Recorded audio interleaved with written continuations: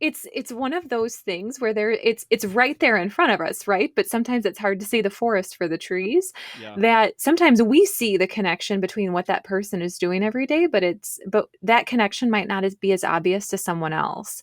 And so being able to just make that connection around here's how the work that you do every day impacts the business, and here's why it's important, and here's what success looks like for you. What do you think success looks like? What's important for you to feel like you've had meaningful work? And all of those types of questions and dialogues, they take very little time as long as you're willing to listen for a little bit, and they're the things that are going to keep people with you. Starting or growing your business is hard work. But now you are listening to the Better Business Podcast with me, Steve Cook, and I'm going to try and make it a little easier on you. We on this podcast help you grow a better business with real advice from professionals, and today is no different. People Spark, which is Kristen and Aaron's company, was founded in 2018. They got tired of seeing HR processes end up as a process for the sake of it.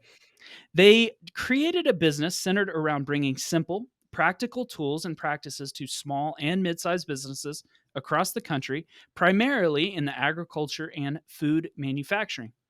Now they're mostly unemployable at large organizations, but they're having too much fun bringing their energy, coaching, training, and passion for developing leaders to their customers here in the United States. Their team is now made up of 4 people who sit in various parts of the U.S. today.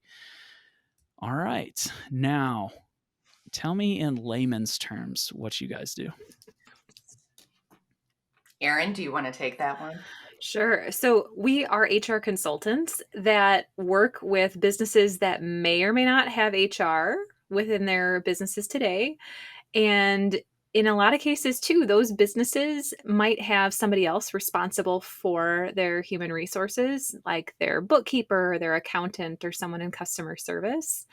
And so we don't look just at kind of what's going to keep you from getting sued. We want to understand where your business is trying to go, and then figure out how best can we move you from point A to point B, because not everything is applicable for every business. And so we're trying to find out the best and cleanest way to get you there, which involves process, and it also involves skill building a lot of times too. Mm-hmm. So, and go Steve, ahead, you laughed as Aaron said that about not getting sued, which we do too, right? Like that's compliance is a really important thing. But when people hear that we're human resources consultants, typically the first thing people say is, "Oh, I need to update my handbook." Okay, so is that why most people initially reach out to you guys? It's one of the things that come to their radar because that's what they're most concerned about. And they had and a scare in something or another. Right. And this isn't to minimize the importance of that. Where Aaron and I really like to focus is, where is it that your business wants to go? We know that your people will be the resources that get you there. So how do you get your people to all work together for the success of your business? And it does include process, it does include skill building. But what we find with so many small to mid-sized businesses is they think about it solely about process. So then they'll go out and say like, "Oh, I need an application form. I'm going to pull one from online. Oh, I need a performance review form. So I'll use what I used at my last employer." And it's so focused on process that we lose the power behind it. And we focus on simple, practical, what will get you from point A to point B. It's fun stuff. So the main help, I think, of this podcast is to help people that are small, to medium-sized businesses, like you guys had kind of mentioned in your, or I mentioned for you in your introduction. So in that vein, I want to talk about today just kind of how do you get to begin with, let's walk through the process of getting an employee.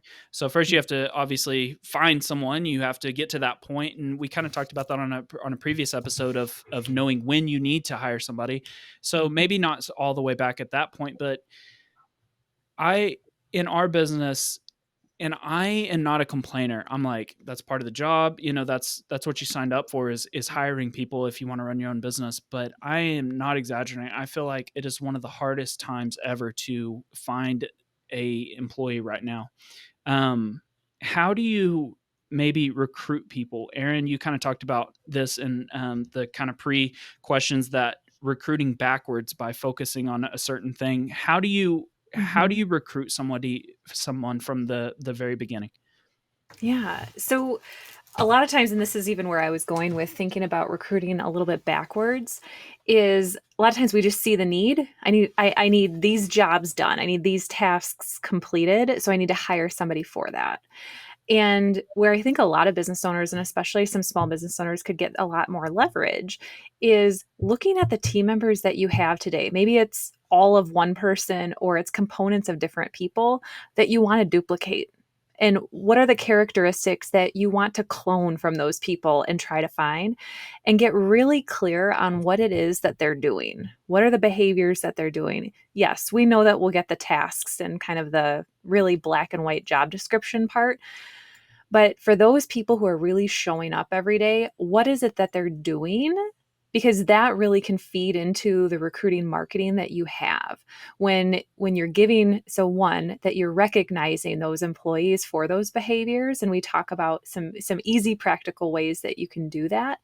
Um, so that those employees know how valuable they are and so that you're keeping them, because that tends to be a trap that a lot of business owners fall in, is that you focus so much on that gap that you have that we forget about all of the good people who are keeping your business alive right now that And we want sometimes to they're in a continue to strain. nurture. Yeah, they're The picking up so the much current slack. employees are strained when you're shorthanded or whatever, which is a big fear Yeah, as well.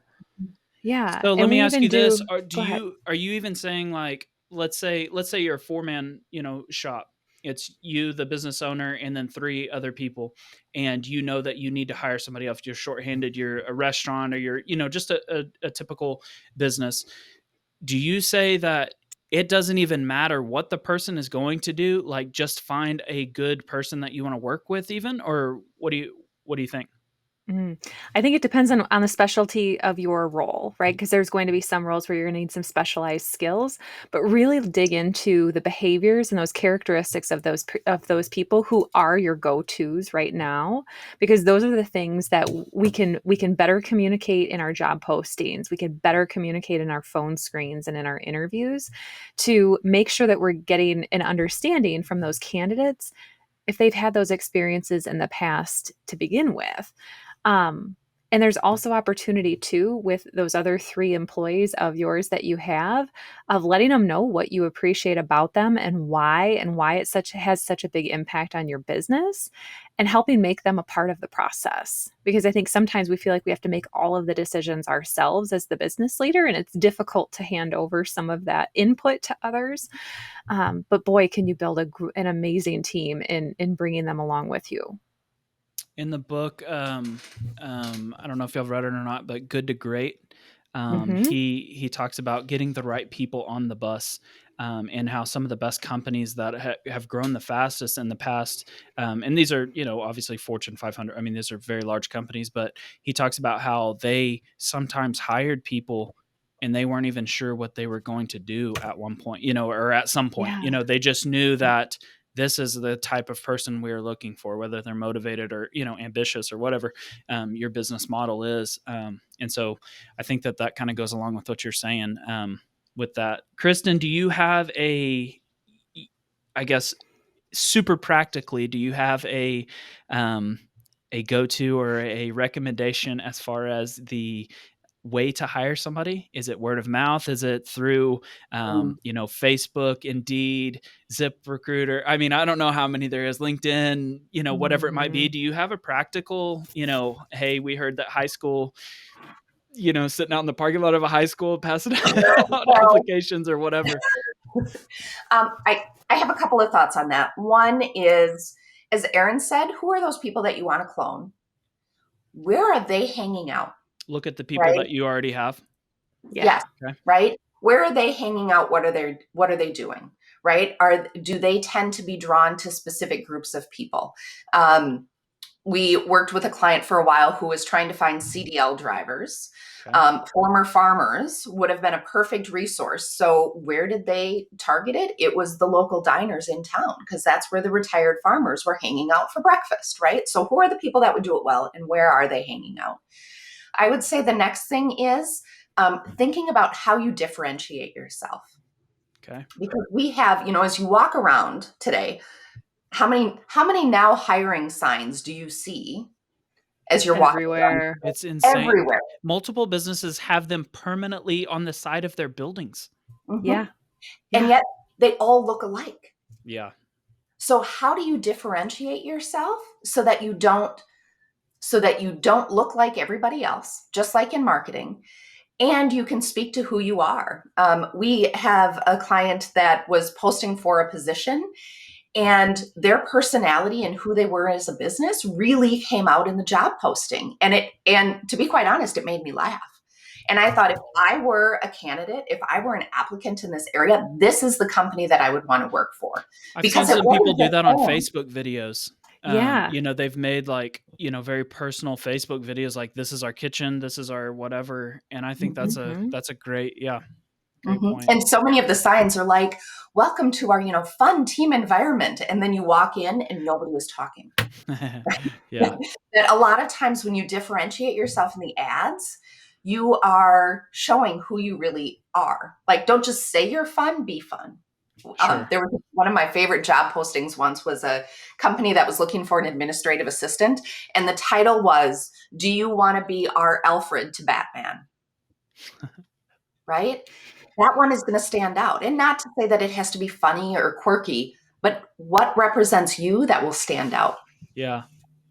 Yeah, that's a great point. It's counterintuitive to think that you have to market to get people to work for you. A lot of people have that mentality of, well, I'm paying them, or whatever it might be, and Yes. that's a hard thing to trick your mind or whatever you want to say, to think of it a different way, in that it is work. You have to convince people. At times, I think there's other times where we've had people beating our door down trying to Mhm. work for us. So I think that there are times where the roles reverse, but right now especially is a time that you have Yeah. to get after it.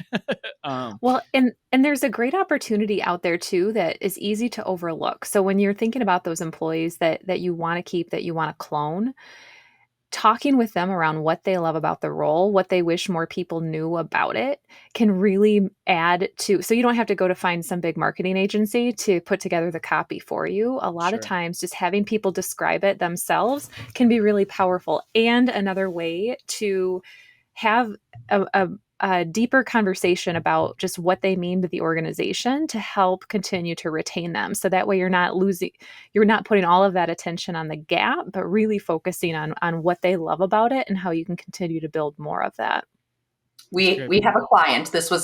It was a direct quote from an employee in a group meeting where we were there, and they had very engaged employees. And the employee said, your worst day here will be better than your best day somewhere else.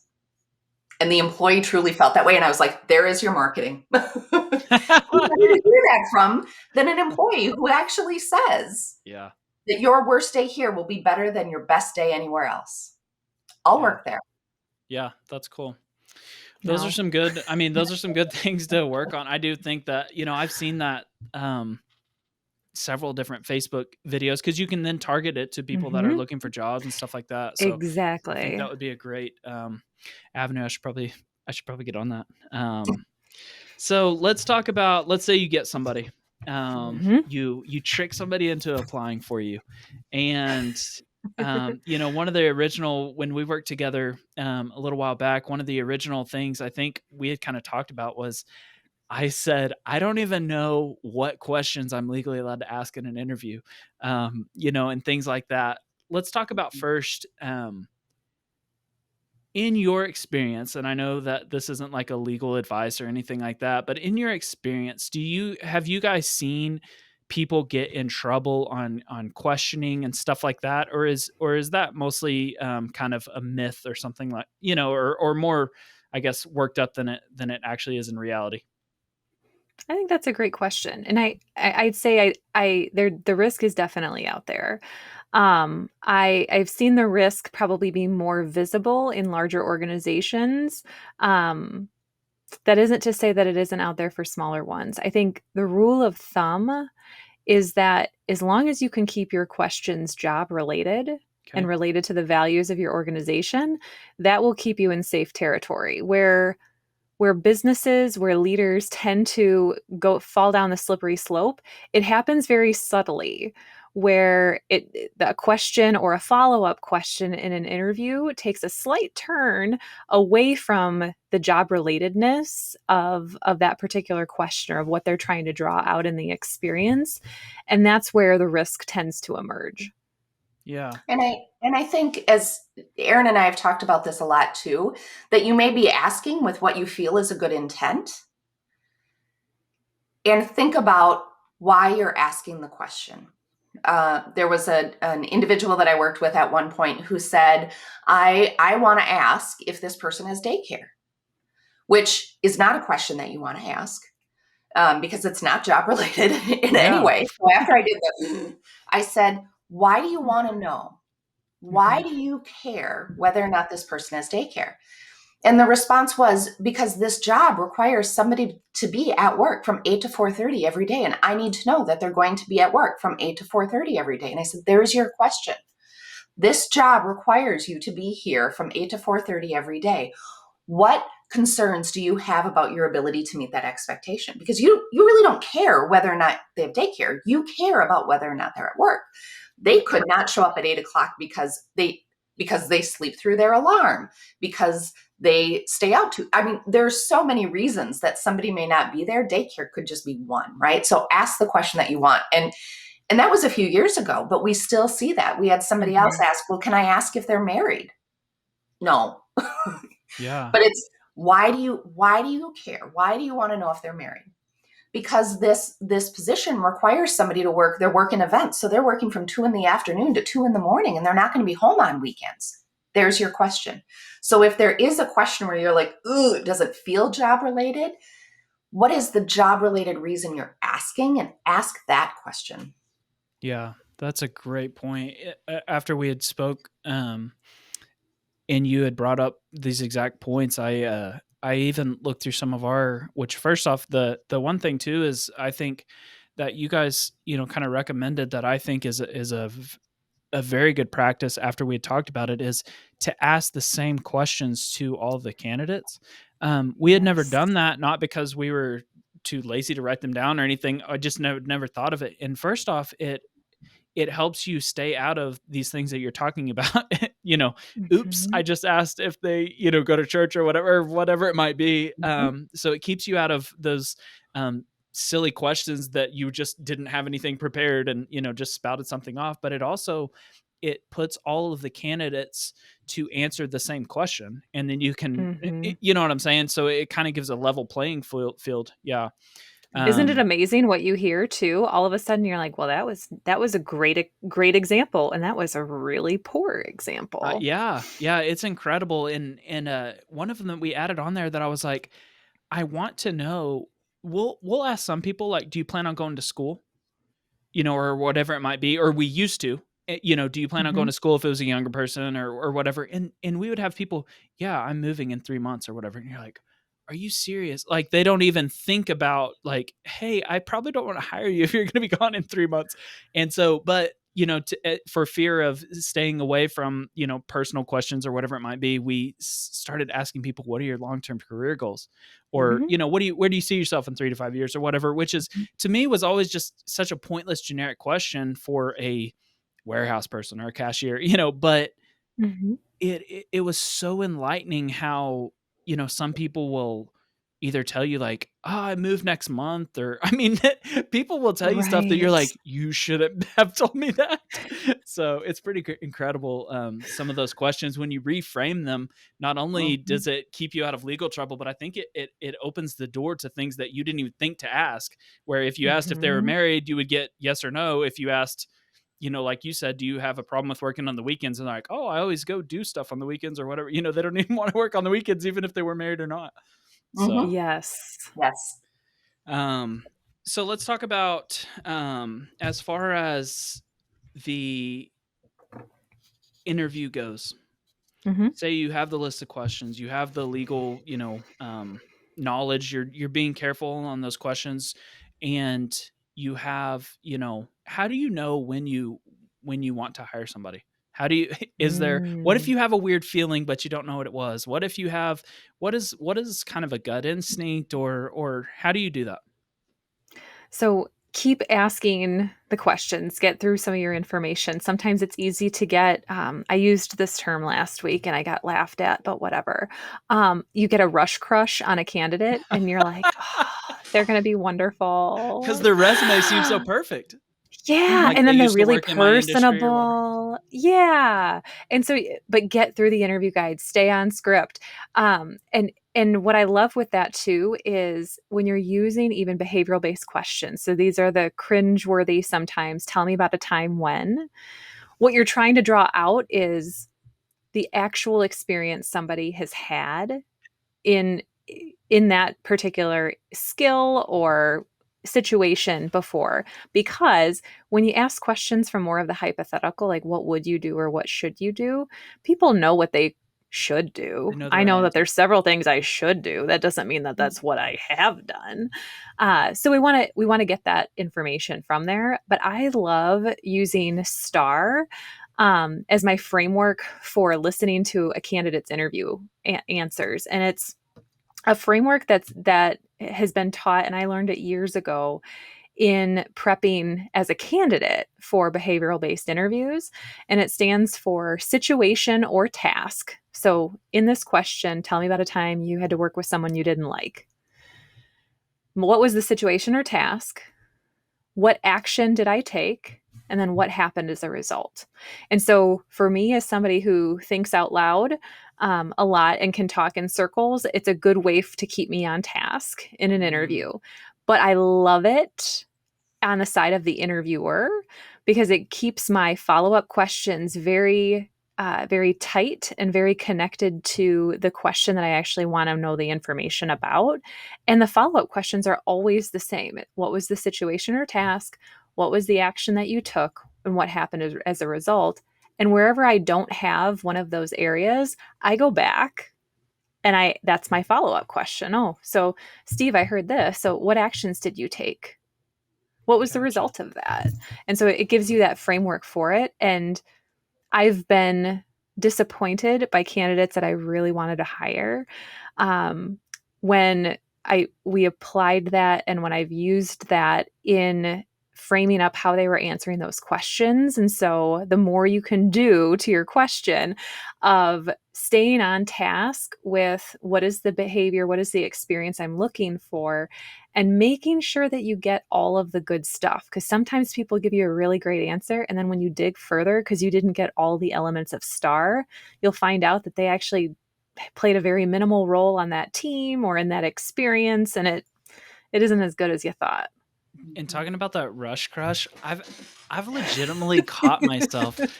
So they have like a perfect resume. They have a whatever degree, they worked in your industry for this many years, blah blah blah. I've literally caught myself, like you were talking about, like framing up questions for them to just like slam dunk it, and they're like not, and I'm like, oh please, I'll be like, so tell me about, Yes. when why did you quit your last job, and they start trashing their boss or whatever. I'm like, but he was probably, like, please don't do No. that because that shows that or whatever. And so I've actually caught myself like cutting them off or whatever, like, oh right, I understand what you're saying. It's just me and them in the interview. I don't know why I do it, but it's just like, please don't say that, or whatever. Oh, that right here. That is such good self-awareness though, right? Where you're like, okay, I so much want them to succeed. I'm noticing that I'm doing this. Yeah, Yes. it's so sad, but I've caught myself doing that several times. That Um, means you're human. yeah, yeah. That's the Well, hardest thing to and do in interviews is just be quiet. It's incredible what people tell you if you just hush. Yes. mhm. But um, One of the other things that I would say that we have seen even more now recently is the urge to hire somebody. It's like because the labor market is so tight, our expectations have dropped, yes, and which can make sense, right? We hear the somebody is better than nobody. So I'm going to bring people in. So people drop their expectations. What we have found in that process is they drop their expectations across the board of they're not asking those interview questions. They're not doing STAR. They're going into it with, we'll hire them anyway. And maybe you will, but continue to ask those questions, because what you're doing there is you're setting the bar high, letting them know what's important to you, letting them know that you're taking this seriously, letting them know that they need to do more than just show up. And you may still decide to hire them, but I would rather have somebody be below my expectations if my expectations are here than below my expectations if they're here. And then it sends a message of they need me so badly that all I need to do is show up. So there's your bar. Or they need me so badly, I don't even know if I need to show up. Where if you continue on the questions and the process and you hold tight to that, even in this labor market, and keep those expectations high, you'll get a better end result. Yeah, that's great advice. Yeah, I've legitimately found myself like, no, I wouldn't say we've like completely compromised, but we have definitely, almost talked people in. We've literally had people. We have like a company texting line, and we've literally had people tell us like, they'll set up an interview and they'll be like, "Hey, I'm not sure if I can make it. What's the job pay?" I mean, like, we've had the most insane, and I'm like, thinking about what to respond. And I'm like, what are we doing here? It's such a crazy, crazy time right now. But I mean, it's very competitive. It seems like. Well, and I think that I appreciate one of the things that you said a little while ago of that it's cyclical. We know that these things are cyclical. We're in a pretty rough spot right now, especially compared to just 18 months ago. It's almost like whiplash, where it was so much easier to find great candidates and so much easier with the supply of great candidates too, that right now we just had such a significant change so quickly that our systems haven't quite responded to it. Yeah. It is. Absolutely.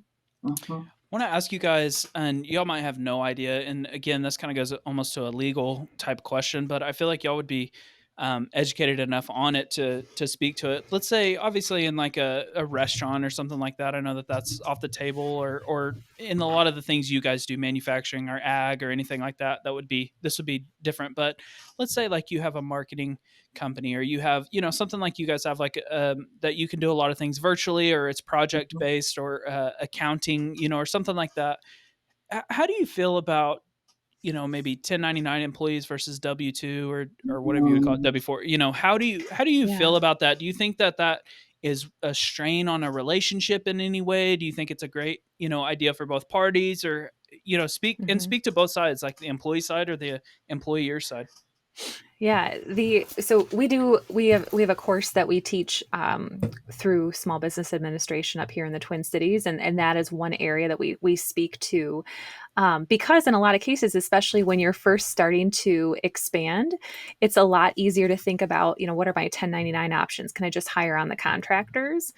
And so getting really clear about what the role, and even the level of decision making and the types of responsibilities that person would have. So think about the role, not the person. So especially if you already have people in mind, think about the role, not the person.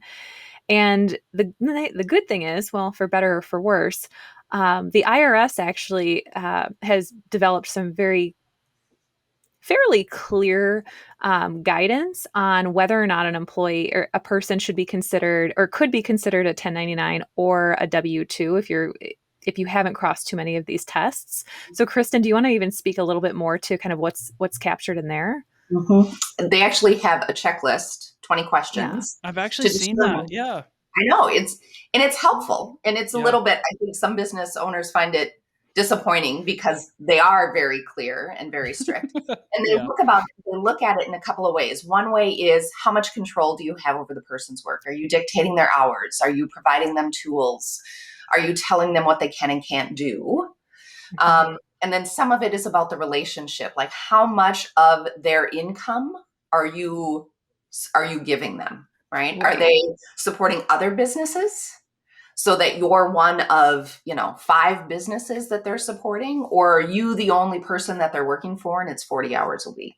Huh. So there really is a lot of information about what you can and can't do. And I would say 1099 versus when we have worked with small businesses, the question about whether or not somebody can be 1099 or W-2 is one that comes up a lot. And again, there are resources that help you. We are not lawyers. We love lawyers. If you have a question about it, call a lawyer. But if you go to the IRS website and look for the 20 questions, a lot of information is there. The other one that we see a lot from small business owners is whether or not employees should be exempt or non-exempt.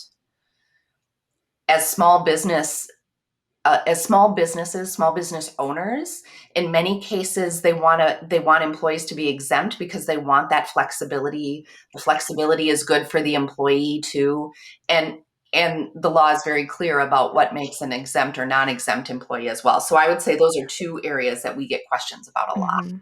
I'm gonna Well, and hold meaning, I was going to say exempt meaning not eligible for overtime salaried or not. versus, Yeah, or salary Mhm. type of deal. Yeah, Yeah. and I want to hold your feet to the fire a little bit more on that, Kristen. 1099 or W-2. Let's say that they go through that and they think Mhm. that they can fit a 1099. Mhm. Do you think that there's a what would you say would be better for the employer or the employee? Do you think that there's a something that's better or worse? Kristen, as you think about that, so because I'll say too, Steve. So we take our own medicine. So we've got, even on our team, we have a couple of 1099s. We have contractors that we partner with. Okay. The role that they play on our team is not their only source of income, right? That they own their own business, and we are a client of theirs. And so they have very defined roles that they play, and certain levels of information that they're privy to or not. And then we also have W-2s as well. And that's been interesting in just building a team and wanting to have that team feel across the board while also respecting those boundaries between 1099 and W-2s. Sure. Mm-hmm. Any other thoughts, Kristen? And so I'm gonna hesitate, give you an answer, and then explain why.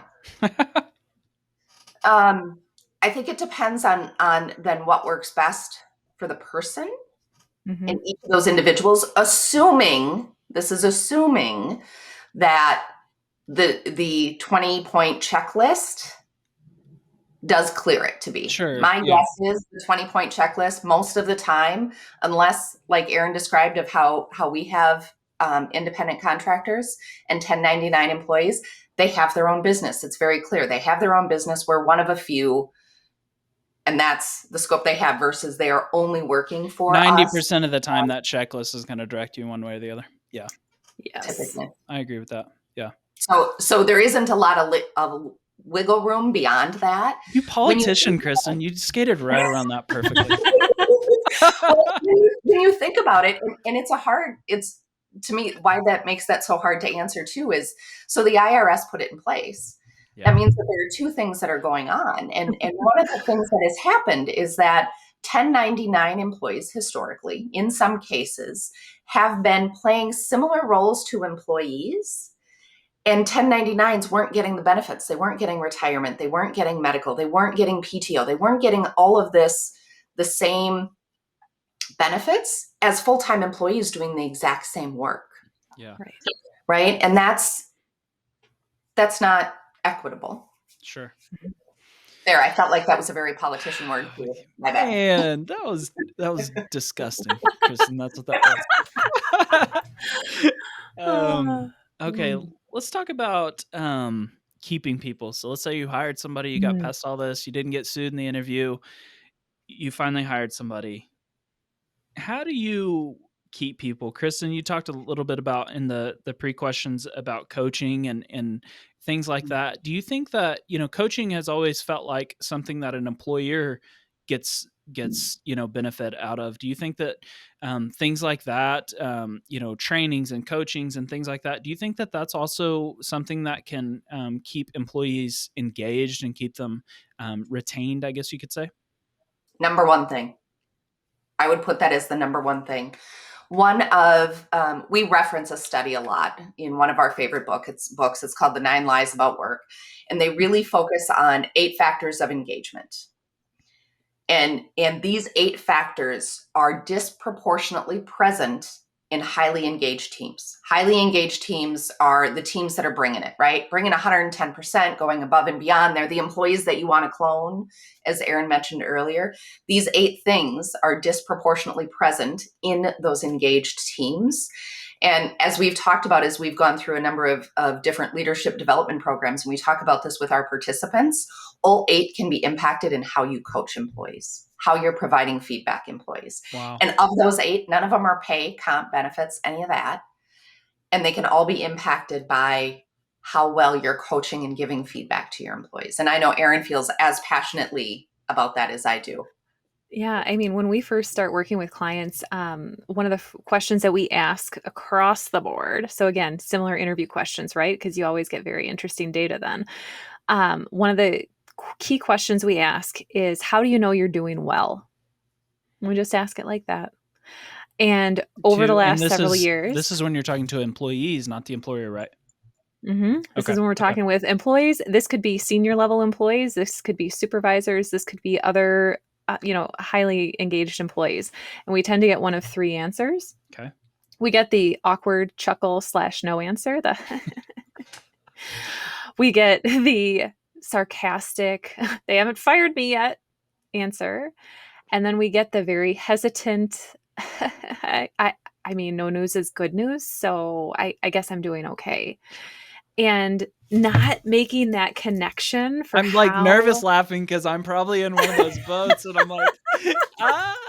And then right? as you're talking, I'm like, dude, they interviewed my employee, so now I'm like freaking out. I'm like, what did they say? So, anyways, go on. Sorry. Well, and it's one of those things where it's right there in front of us, right? But sometimes it's hard to see the forest for the trees. Yeah. That sometimes we see the connection between what that person is doing every day, but that connection might not be as obvious to someone else.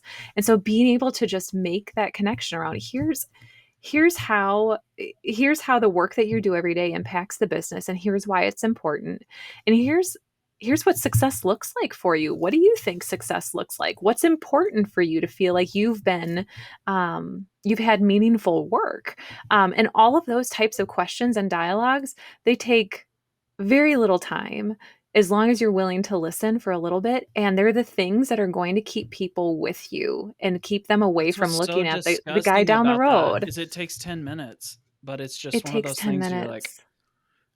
And yeah. you will be amazed at what people share with you when you ask and when you talk with them And about I it. think Because I think that might be one of the problems, though, is you're like, well, they might complain. How are things? At least for me, there's been mm, times where I'm like, if I sit them down, they're gonna say this is a problem or this is a problem. I think that's sometimes I've been guilty of that before. Is I don't want to fix something right now, and that's one of the things in full transparency. So yeah. I do think that's a problem as well. Well, and that is an element, right? Is understanding what could be an obstacle for an employee. That's an element. Coaching is also helping them understand the types of things that you want to see them repeat and why it's important. So, Steve, when you did the X, Y, or Z, here's the impact I saw that had on some customers or on some other team members. I really appreciate you doing that. Thank you. Keep it up. Like that's a great example of what I want to see more of. And just continuing to come back. You might feel like a broken record. You're not a broken record, It, but coming back and tying that back to people is so meaningful. and it doesn't have to be a big kumbaya every time or long, yeah, No. 3 hour sit down. Yeah. No. So any real quickly, any crazy stories that you guys have of like, we went into this. I mean, I just want to know, like, air some dirty laundry of Oh somebody that you no. went in somewhere, they got like 6 lawsuits going. They've got all this, all these problems. Every employee said they hated working there. Like, I just want to know, like, tell me a quick story or two. Obviously, Mm. like, leave the names out. I don't even care. Like, I just want to know, like, I want to know You know, somebody's real screw up. I will preface this with I've been in HR 20 plus years. I'm not going to tell you how much over 20. It's just going to be 20 with a plus sign. Yeah, be 20 careful. plus years. And I still to this day cannot watch The Office. And everybody talks about The Office. And I still to this day can't watch it. And at the time I was like, I'm in HR. Like, I can't watch this. And people would say, but this is so far beyond what you would see in a normal office that it's not what you do. And I was like, no, Yeah. this is the stuff we deal with every day. And it's still too close to home because you can't make this stuff up. Mm-hmm. Yeah, I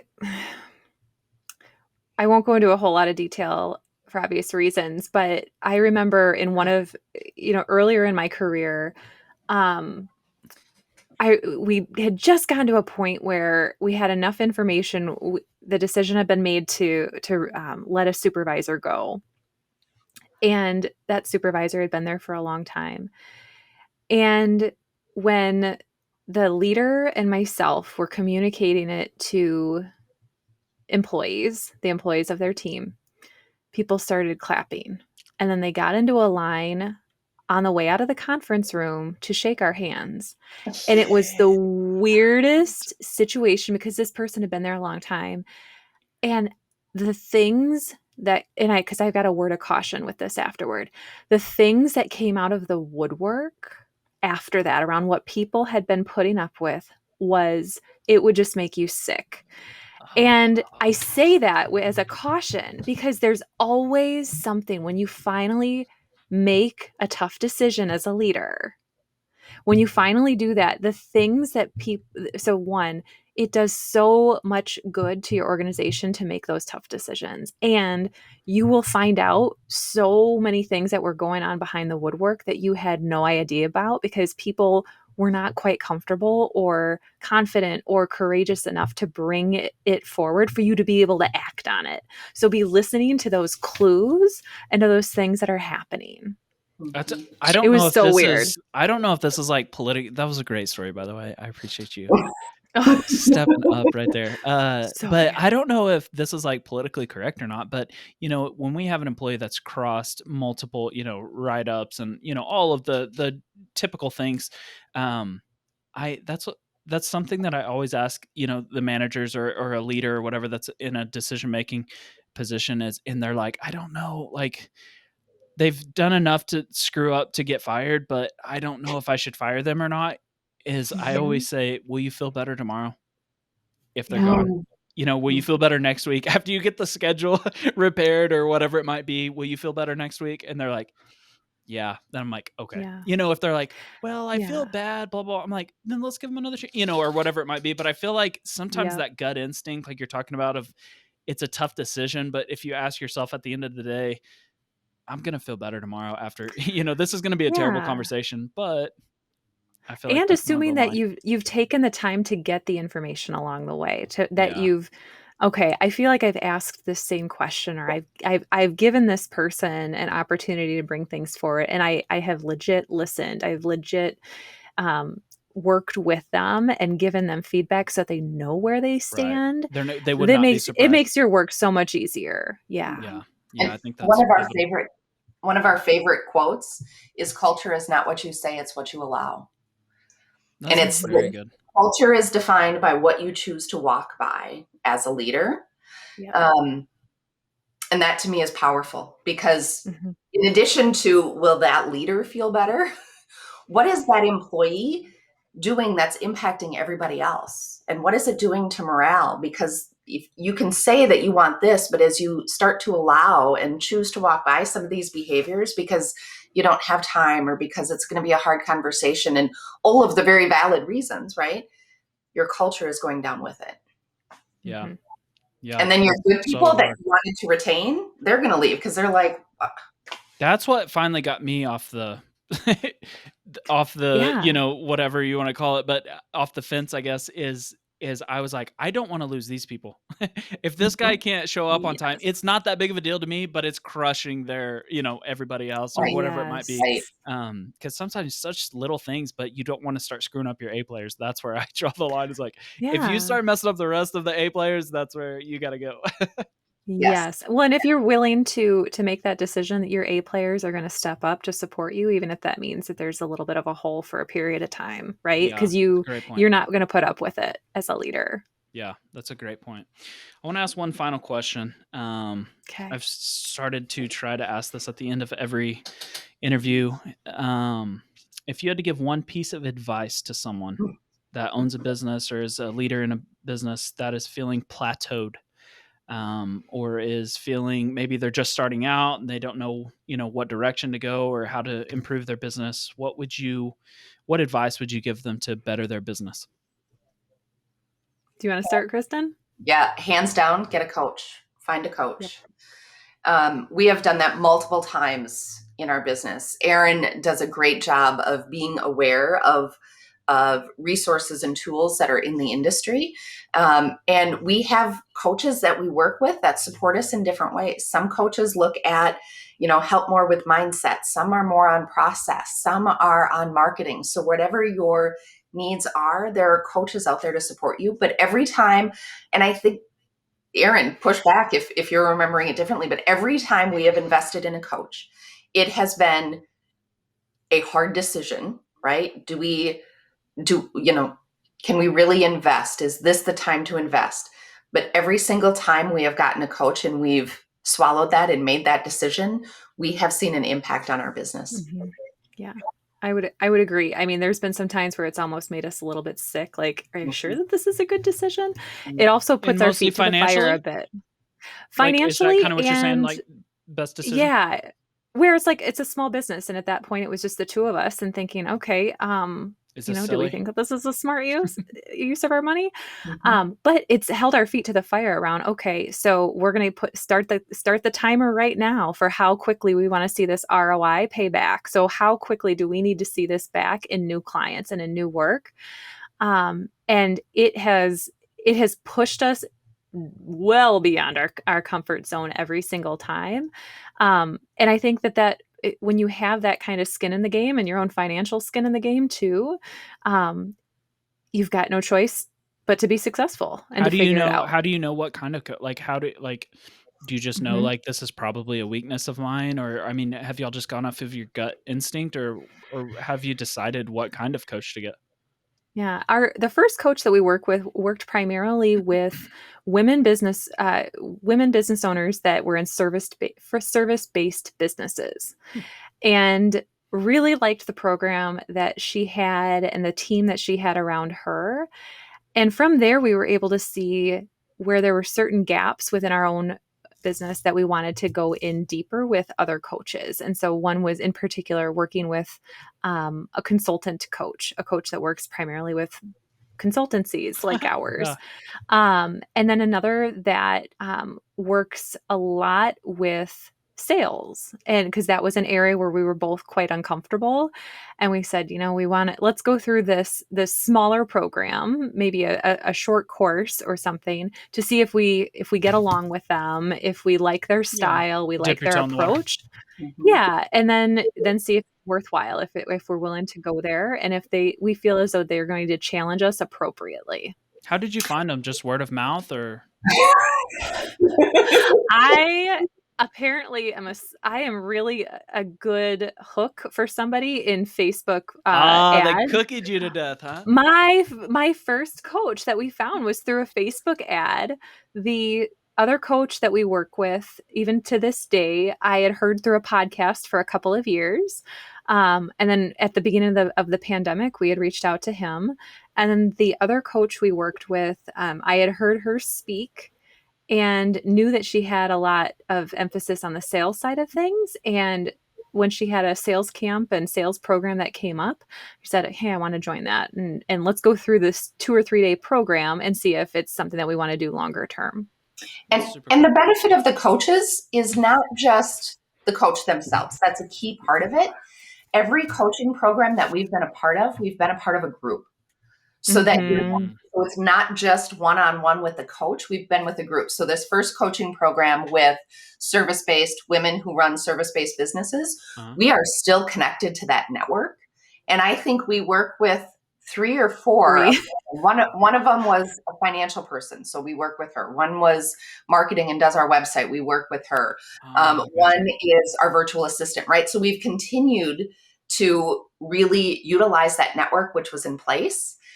And even with some of the coaches that we're with now, we're connecting with other people that are similar to us. So you have this whole other group that's supporting you as you're going along with it. So it's not the Yeah. relationship with the coach is obviously important and getting that one-on-one feedback based on where you are. But there is so much more value when you get that group coaching, when you're hearing what other people are going through at the same time, when you're hearing what they've gone through, what they've tried, what worked and what hasn't, and then getting connected to their networks. Mhm. So Yeah. it's broadening all of that, which has been fabulous.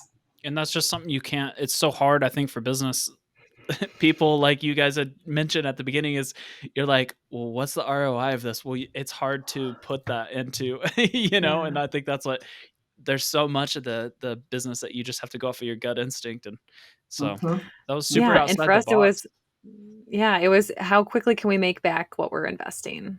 Yeah. And we've been able to make it back very quickly Mhm. within a month or 2. That's awesome.